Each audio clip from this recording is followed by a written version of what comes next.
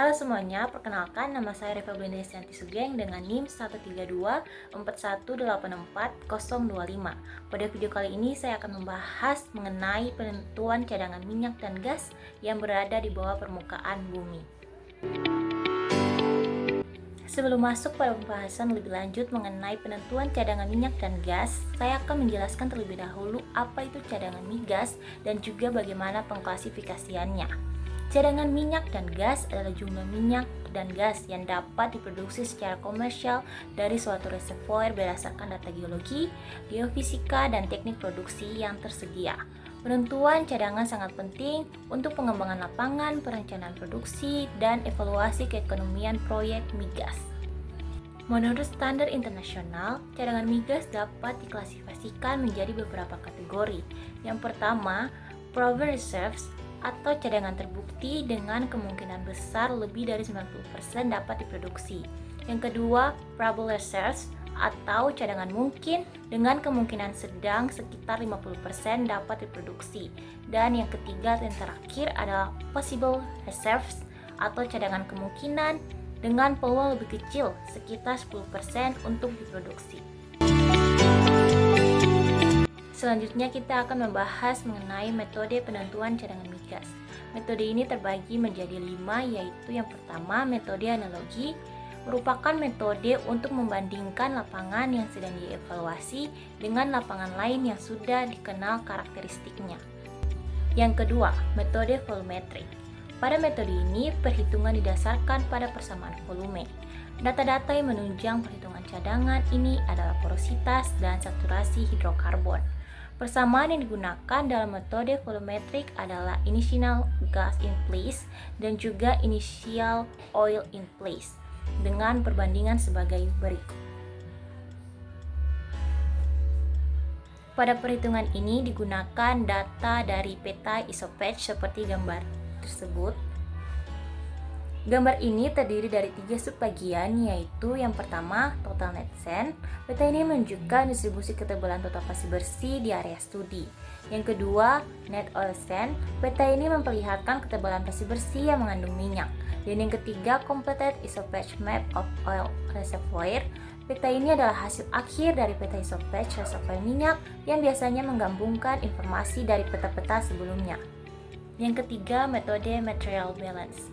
Pada metode ini digunakan data produksi dan tekanan reservoir untuk menghitung cadangan sehingga cocok untuk lapangan yang sudah berproduksi dan memiliki data tekanan serta produksi yang cukup. Berikut gambarnya. Pada gambar tersebut, reservoir digambarkan sebagai tempat penyimpanan hidrokarbon di bawah permukaan. Saat hidrokarbon diproduksi, tekanan di dalam reservoir menurun. Pada grafik ditunjukkan hubungan antara F atau fluida yang diproduksi dan EO. Jika kita membuat plot F terhadap EO ditambah MEG ditambah WE, maka kemiringan garis sama dengan N. Yang keempat, decline curve analysis atau DCA. Pada metode ini digunakan data riwayat produksi untuk memprediksi sisa cadangan dan umur produksi lapangan dalam bentuk kurva. Tipe grafik yang paling umum digunakan adalah grafik laju produksi terhadap waktu dan grafik laju produksi terhadap produksi kumulatif gas.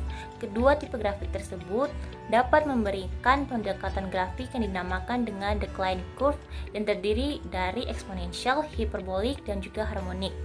Berikut contoh decline curve analysis. Yang kelima, metode Monte Carlo.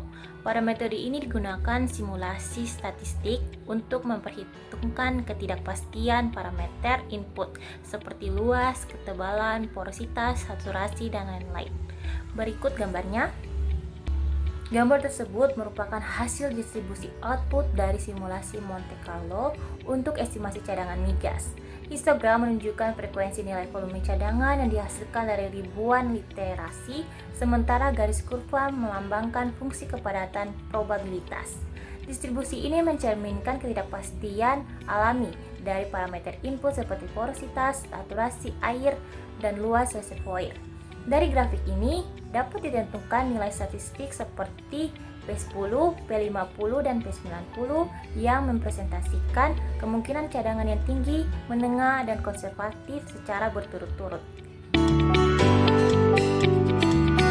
Selanjutnya kita akan membahas parameter penting dalam penentuan cadangan.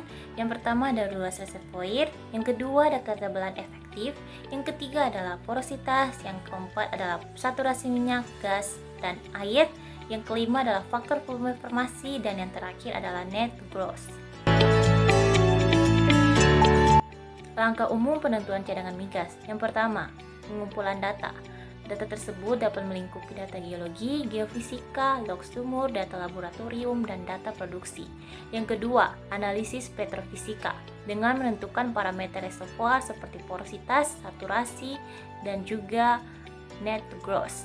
Yang ketiga, perhitungan volume reservoir dengan menggunakan peta struktur dan ketebalan efektif. Yang keempat, estimasi cadangan dengan mengaplikasikan metode volumetric, material balance, atau metode lain sesuai ketersediaan data. Yang kelima, analisis ketidakpastian.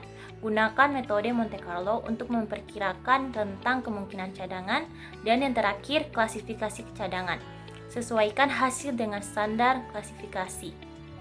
Demikianlah materi yang dapat saya sampaikan mengenai penentuan cadangan migas. Semoga materi yang saya berikan ini dapat bermanfaat bagi teman-teman semua. Sekian dan terima kasih.